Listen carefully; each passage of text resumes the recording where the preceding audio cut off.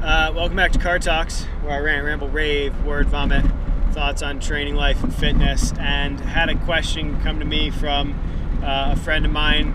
It's like, hey man, how do you fix a hip shift in the bottom of a squat? And that's something I've dealt with. I know a lot of people that have dealt with it. And I kind of said there's three things you need to think of. Three things can cause a hip shift in a squat. That is anatomical differences in your hips, right? Because that actually happens, especially even in a training process. If you've been doing something long enough in a certain pattern, your anatomy can change. Like your anatomy adapts to that position. So that's one thing. And if that's the issue, there's not a whole lot you end up really doing to fix that. The second thing, which is generally a little bit more common, or I guess the next two are more common, but one of the more common ones is a muscular imbalance, where you have strengthened completely one side. So example, weightlifters in a split jerk, that tends to happen. That's actually how I injured my hip, was a muscular imbalance to my left side. And I actually shift away from my left side. I shift down to my right when I squat because I pulled a hip flexor back in 2016, so almost 4 years ago.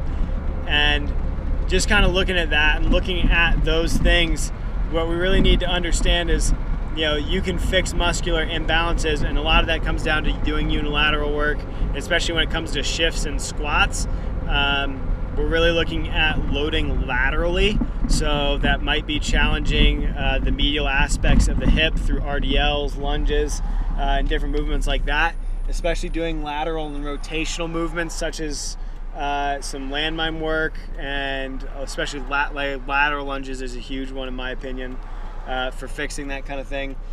And then additionally, if it is an injury issue and you are guarding an injury, so that's one of those where you might be hurt and you just don't know it, right? Like you might get this little tiny tweak in certain ranges of motion, and your body's adapted to protect that joint. So if that's the case, you got to rehab that, and you got to clear that issue prior to moving really forward without injury. So if you're suffering from a hip shift in a squat, those are just kind of some things to identify. How do you fix that?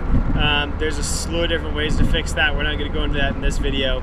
But if it's anatomical, you're probably not. If it's muscular imbalance, obviously spend time doing unilateral work and balance out the hips.